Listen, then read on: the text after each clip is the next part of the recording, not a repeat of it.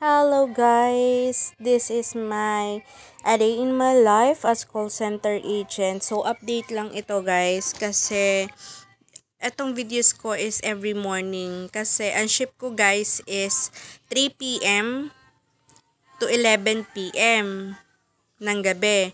And then syempre start office to papunta do sa bed space namin, do sa narentahan namin na bed space is 5 to 7 minutes na nagwo-walk. Tapos, after ko magdating doon, syempre 5 to 7 magwo-walk and then mga 2 or 3 minutes doorbell and then magwe-wait ako ng open ng gate nung may-ari. So, after ko mag-wait, nakapasok na ako sa gate. Syempre, pasok na ako sa loob ng bahay. Ang ginagawa ko pagdating ko is sinuhugasan ko yung bottle ko, yung nilalagyan ko ng tubig, tapos yung aking balutan, tapos nagpapahinga din ako. Siguro mga half hours na nagpapahinga ako. Or kapag habang nagpapahinga ako, pwede akong kumain, pwede ako nagmerienda. Tapos yun, habang nagpapahinga ako, maghilamos na rin ako kasi hindi ako natutulog doon nang hindi ako naghihilamos kasi sobrang lagkit kasi 'di ba galing ako sa aircon. Kaya yun kailangan ko maghilamos. So yun, hilamos, pahinga, nood ng cellphone hanggang maka 1 hour or 1 hour and a half. Kasi guys, hindi agad ako makatulog kahit na 11 na yung labas namin. Kasi syempre nasanay din ako minsan na alam mo yun, kapag gabi ka na din talaga matulog, doon ka mas nasasanay kapag gabi ka na matutulog. And then yun, syempre, pag tulog ko ng 12 hour or for sure na 1 ako natutulog talaga, sagad ko yun hanggang 1 na mag-start ako tumulog. 1 ako tutulog, tapos magigising ako ng umaga is 9 na.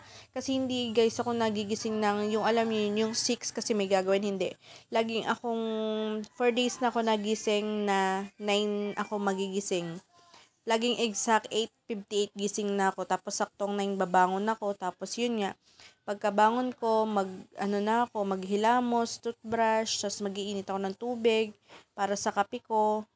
Tapos yun, habang nagkakape, inaayos ko habang nagsalang ako ng mainit na tubig para sa kape ko, nilalabas ko yung towel ko para mainitan sa labas. Tapos yun, after ko mailabas yung towel ko, kasi hindi pa naman din sadya ako naglalaba, kailangan kong ayusin yung bed ko kasi syempre hindi lang naman ako yung nandun sa room. So, may possibility talaga na dumami kami doon. Pero as of now, dadalwa lang kami. Tatlo talaga kami, pero nakalipat na kasi yung isa. Lumipat siya ng solo room doon sa mas malapit doon sa may work niya. So, yun. Pagkatapos ko ilabas yung towel ko sa initan, tiniklop ko naman yung kumot ko at saka yung ginamit ko nung ako'y natulog. Tapos, yun, inayos ko na yung gamit ko or food ko na dadalhin ko sa work bago ako maligo. And then yun, naglilinis ako ng mga plato. Kung may mga platong hindi linis, ako man yung gumamit or hindi. Kasi okay lang naman din sa akin kasi kakaunti naman talaga lang kami. At saka napaka-small thing naman nun. Tsaka yun, kung sino may bakanting oras, nagwawalis kami. Pero nagwalis na rin ako that time. Minalis ko na rin yung kusina, yung pinaka-room namin, para mas maaliwalas din. Kasi lagi kaming bukas ang pinto kapag umaga. Kasi syempre, kahit naka-electric fan ka sa umaga, mainit pa din yung hulab.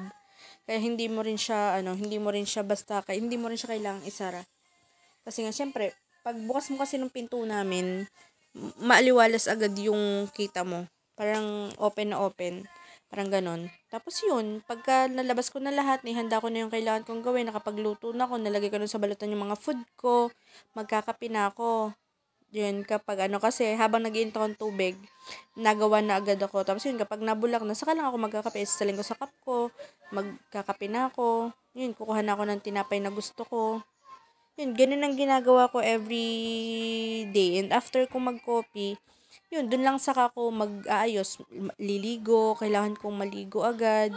Ligo talaga agad ako after ng gawain ko, ligo, tapos ayos, tapos kapag may time pa, naglalagay ako ng kulay-kularity sa mukha ko. Hindi naman kulay-kularity madami, pang fresh look lang ba? Ano yan, pang refreshment lang ng mukha. Ganun lang, kasi hindi ako napasok sa opisina ng pak na pak yung makeup kasi hindi rin naman talaga ako marunong at saka hindi rin magandang tingnan. Ganun. Hindi magandang tingnan, kaya wag na lang. Pag hindi magandang tingnan, wag na lang. Lipstick na lang. Kasi lipstick kasi guys, once na naglagay ka ng lipstick tapos dark pa, nakakaputi yun. Tsaka yun lang guys.